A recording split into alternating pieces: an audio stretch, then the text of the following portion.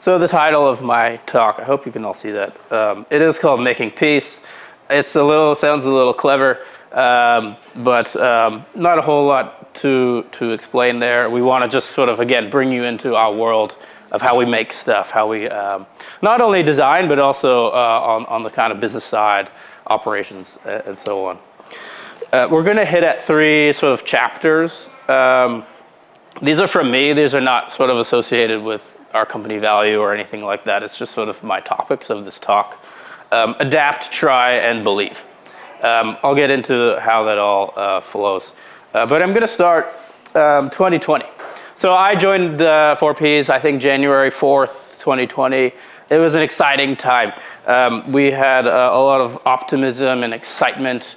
2019 was a very good year for the business, so everyone was excited to kind of get in and start making things new.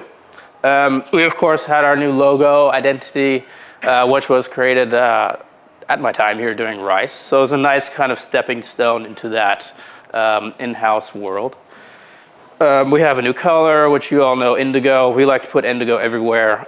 It's sort of our little our palette. We really enjoy that.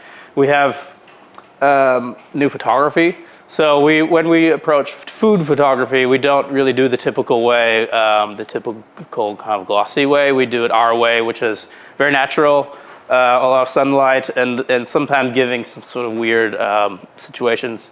Not the most like sanitary to eat a pizza on a beach, but we just kind of go with it. Generally, we want people to feel, get a feeling, not just an actual taste. We have this, what we call mission. Our mission is to make the world smile for peace. Again, this sounds really cool and kind of and very kind of spiritual and mythical.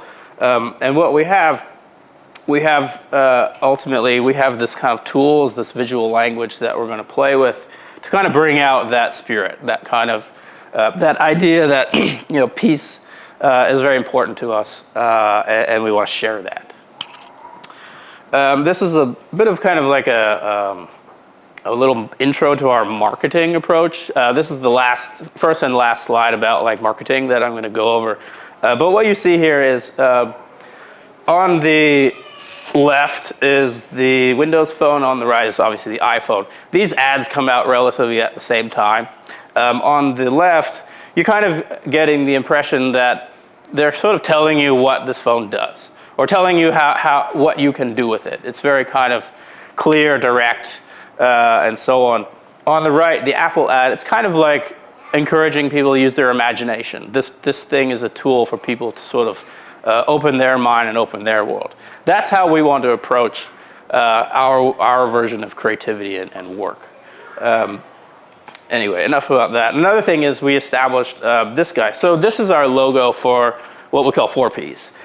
Which is slightly different from the pizza restaurant. Our logo here is more for our kind of corporate umbrella company. This allows us things like expansion and sort of things like that. But what it also serves is that 4Ps is our sort of flagship brand that we apply to our products. Maybe you see them in the shop and so on. It allows our sort of product identity to sort of take its own life. We also have Boo. I hope by now everyone's sort of been introduced to Boo, our mascot. He is in fact a burrata, a ball of burrata. We developed him in 2018 with a very famous animator. His name's Andrew. We're gonna have a lot more Boo stuff later this year. We're very excited about that. One thing though, immediately we put Boo on our takeout bag.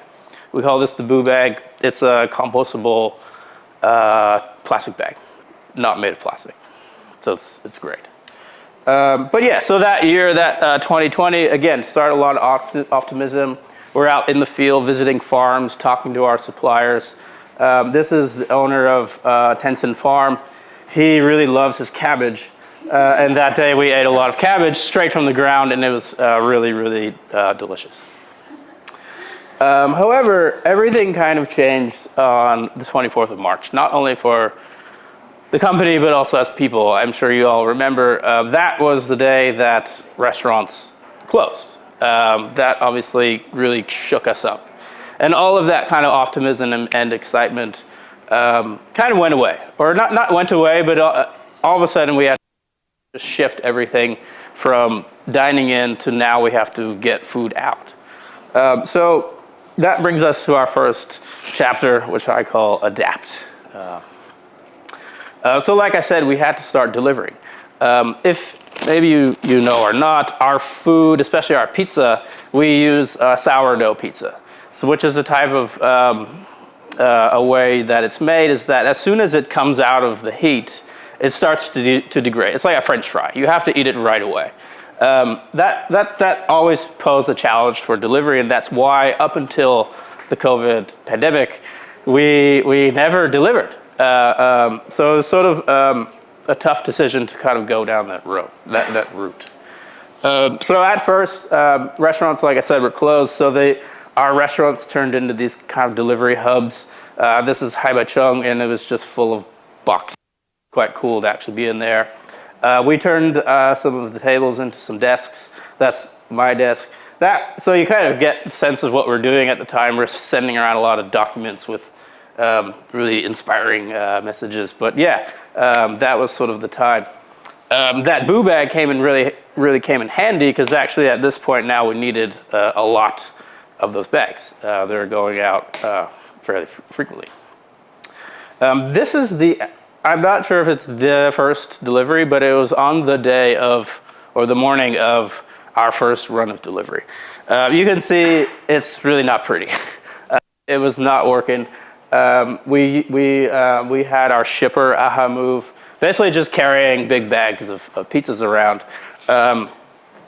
It was okay to get the ball rolling, but certainly not where we needed to be.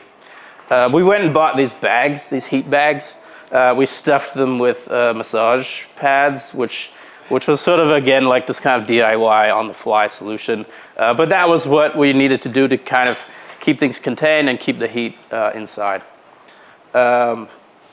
We had these plastic things, keep things in place. I think we got rid of these, but yeah, it was another kind of solution. That led to a lot of complaints. Surprisingly, a lot of customers engage with Pizza 4Ps, whether it's through our call center or on Facebook. We get a lot of sometimes negative criticism, and obviously during that time it was just flooding in. So this gentleman, this person, he just received, I guess, a bad quality product. He was quite unhappy. And what you see down here, this is our what we call GSA agents. They're usually on the phone, but at this time they switched to these kind of on-the-fly responses to these like crises, all on like Facebook. So here they're just kind of addressing it right away. The conversation continued. He was quite angry, but I think it all got remedied somehow, and he was actually quite happy at the end. So just like one small case, one example of how that delivery thing happened, not just, of course, with people making stuff, but also behind the scenes. There was a lot of work going on. From all that kind of feedback and that sort of what that allowed us to do was just kind of slowly try to refine. So here we started doing things like reheating instructions, which was like a printed flyer that went in the box. Eventually we had this is Yoshi, our kind of main chef in Da Nang. He made this all on his own, this little video of how to, just when you get that delivered pizza, how to make it hot again, as close to restaurant quality. I'm gonna jump back. We spent days and days and days like arguing about like what temperature to put like the oven and like how many minutes to put that microwave on. So a lot of time went into that too.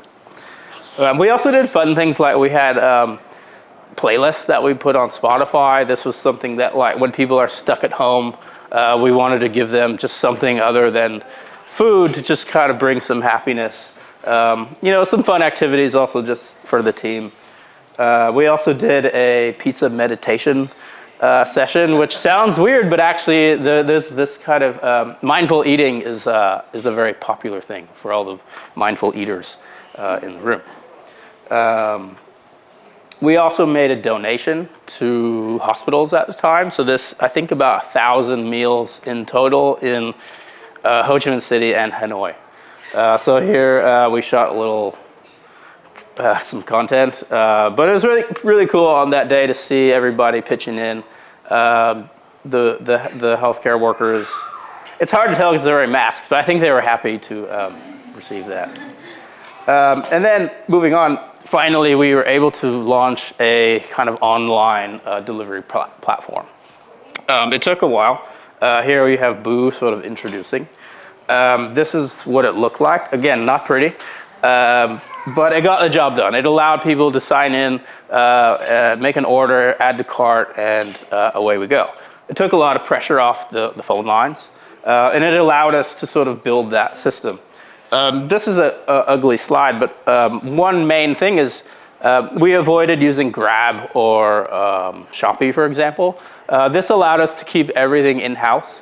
We made the IT team made this kind of back-end system that allowed us to track orders in real time and also respond to like negative situations. That was really useful for us in the future, which I'll get to, but another big achievement. I'm going to jump ahead now to 2021. Restaurants are now open. So Boo's back to let everyone know that we actually still deliver.